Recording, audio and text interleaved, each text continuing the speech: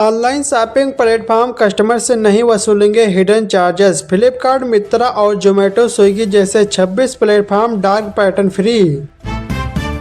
Health insurance सस्ता होगा, बढ़ते प्रीमियम पर रोक लगेगी। एजेंट का कमीशन 20% तक का घटने और पैकेज रेट कम करने की तैयारी में है। मेरठ में 2.5 साल के बच्चे की चोट को अस्पताल में फेविक्विक से चिपका दिया। माता पिता ने विरोध भी किया, लेकिन भाग्यश्री अस्पताल का वार्ड बॉय नहीं माना। उसने कहा कि घबराइए मत, चेहरे पर चोट है, इसका ऐसे ही इलाज होता है। हरदोई में एक स्कूल में अचानक गैस रिसाव हो गया है। गैस की गंध फैलते ही बच्चे घबराकर क्लास से बाहर भागे, लेकिन 16 बच्चे चपेट में आ गए। कई बच्चे बेहोश होकर गिर पड़े, जबकि कुछ को खांसी और उल्टी होने लगी। उत्तर प्रदेश में अब लिंक एक्सप्रेसवे पर फूड कोर्ट और बजट होटल बनेंगे। पहले चरण में बुंदेलखंड और पूर्वांचल एक्सप्रेस पर यह सुविधा शुरू होगी, जिससे यात्रियों को बेहतर अनुभव मिलेगा। सरकार ने प्रधानमंत्री फसल बीमा योजना का दायरा बढ़ाया है, जिसमें अब जंगली जानवरों से फसल के नुकसान और धान के खेतों में जलभराव को भी शामिल किया जाएगा। यह नियम खरीफ 2026 से लागू होगा, जिससे प्रभावित किसानों को राहत मिलेगी। किसानों को नुकसान की सूचना 72 घंटे के भीतर ऐप पर देनी होगी। चलिए दोस्तों, अगली खबर बताने से पहले इस वीडियो को भी लाइक करें, शेयर करें और चैनल को सब्सक्राइब करके बेल आइकन प्रेस कर लीजिए। सोना 1007 से 4 रुपये बढ़कर 1,24,000 प्रति 10 ग्राम हुआ। इस साल 47,700 से 22 रुपये महंगा हो चुका है। चांदी 4,004 से 14 रुपये बढ़कर 1,58,000 किलो पर बिक रही है। अयोध्या राम मंदिर ध्वजारोहण समारोह के लिए पीएम मोदी का मिनट टू मिनट कार्यक्रम फाइनल हो गया है। प्रधानमंत्री मोदी राम मंदिर में 4 घंटे गुजारेंगे। अयोध्या में सरजू नदी पर 25 करोड़ रुपए की लागत से 4.2 किलोमीटर लंबा प्रदेश की सबसे बड़ा पुल बनेगा, जो अयोध्या को गोंडा और बस्ती से जोड़ेगा। यह रिंग रोड परियोजना का हिस्सा है, जिसमें ट्रैफिक कम होगा और कनेक्टिविटी भी सुधरेगी। यूपी में अब मखाना की खेती शुरू कराने की योजना है। इसके लिए 18 करोड़ की कार्य योजना तैयार की गई है। किसानों को प्रशिक्षित किया जाएगा, उन्हें इससे जुड़ी तकनीकी और व्यवहारिक जानकारी दी जाएगी। सूत्रों के अनुसार रक्षा मंत्रालय के विशेषज्ञों की सलाह पर 2 से 3 किलो वजन का दूसरा ध्वजा बनाने का निर्देश दिया गया है। हल्के वजन के ध्वजे की लंबाई चौड़ाई भी 22 गुणा 21 फीट रखने का फैसला किया गया है। ध्वजारोहण में 5 मिनट का समय लगेगा।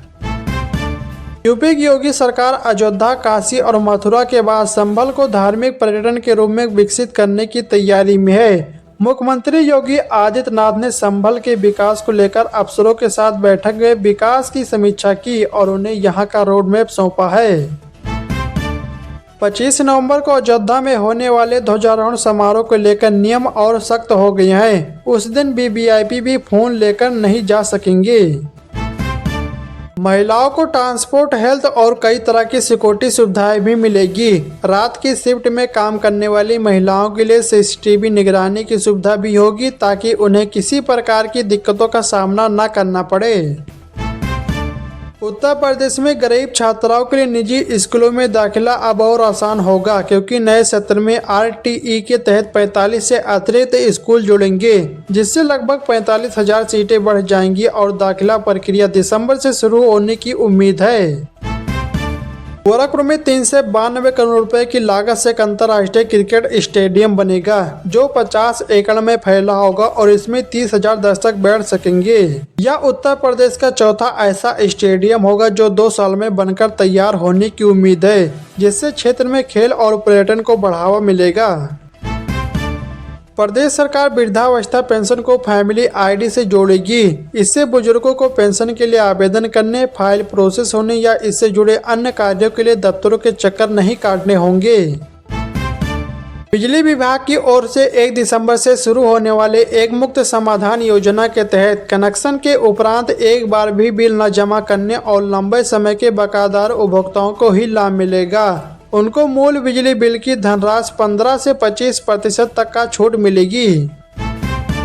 यूपी में यातायात पुलिस अब चालान न भरने वालों पर सख्ती करेगी। जिन वाहनों पर 50 से अधिक चालान है वे सीज होंगे और जिन पर 1 से 10 चालान बाकी हैं उनके डीएल व पंजीकरण निरस्त किए जाएंगे। 6 से 54 वाहनों को चिन्हित कर कार्रवाई शुरू की जाएगी। खेतों में सिंचाई के लिए सरकार इस साल 40,521 सोलर पंप लगवाएगी। सोलर पंप के टेंडर मूल्य पर सरकार 60% का अनुदान देगी। योजना का लाभ किसानों को पहले आओ पहले पाओ के आधार पर मिलेगा। आवेदन के वक्त किसानों को 5,000 रुपये के टोकन शुल्क का भुगतान करना होगा। यूपी के 2 प्रमुख धामों अयोध्या और चित्रकूट के बीच नई वंदे भारत ट्रेन चलाने की योजना चल रही है। जनवरी से यह ट्रेन शुरू हो सकती है। तेल कंपनियों ने रसोई गैस सिलेंडर के रेगुलेटर और पाइप की बिक्री के लिए नया नियम लागू किया है। अब बिना कनेक्शन नंबर के इनकी बिक्री नहीं होगी और यह जानकारी ग्राहक के कनेक्शन नंबर पर दर्ज की जाएगी। कंपनियों का कहना है कि हर 5 साल में पाइप बदलने से लीकेज की समस्या कम होगी और दुर्घटना होने पर मुआवजे की प्रक्रिया में मदद मिलेगी। प्रयागराज में माघ मेला 2026 की तैयारियां तेज हो गई है। 3 जनवरी से शुरू होने वाले इस मेले के लिए बिजली विभाग ने 25,000 LED लाइटें लगाने और 75,000 कैंप कनेक्शन जारी करने की योजना बनाई है। सुरक्षा के लिए 250 से अधिक CCTV कैमरे लगेंगे और 5,200 पुलिसकर्मी तैनात किए जाएंगे।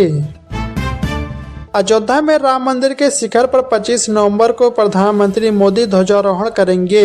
विवाह पंचमी के शुभ अवसर पर होने वाले इस ऐतिहासिक कार्यक्रम के लिए तैयारियां तेज हैं। मंदिर 24 नवंबर की शाम से बंद रहेगा और 26 नवंबर को सुबह दर्शन फिर से शुरू होंगे। इस अवसर पर हजारों मेहमानों के शामिल होने की उम्मीद है। यूपी की राजधानी लखनऊ में योगी आदित्यनाथ की अध्यक्षता में कैबिनेट की बैठक हुई। योगी कैबिनेट में 20 अहम प्रस्ताव पास हुए। वृद्धा पेंशन को लेकर बड़ा फैसला लिया गया है। इस फैसले के बाद बुजुर्गों को अब वृद्धावस्था के लिए भटकना नहीं पड़ेगा। गोरखपुर में बारात ले जाने के लिए इलेक्ट्रिक बस की बुकिंग शुरू हो गई है। शहर में प्रदूषण कम करने और आधुनिक परिवहन सुविधा उपलब्ध कराने के उद्देश्य से यह पहल की गई है। 12 घंटे के लिए बस बुकिंग करने पर एक निश्चित रकम चुकानी होगी। इलेक्ट्रिक बस से यात्रा करने से पर्यावरण को लाभ होगा।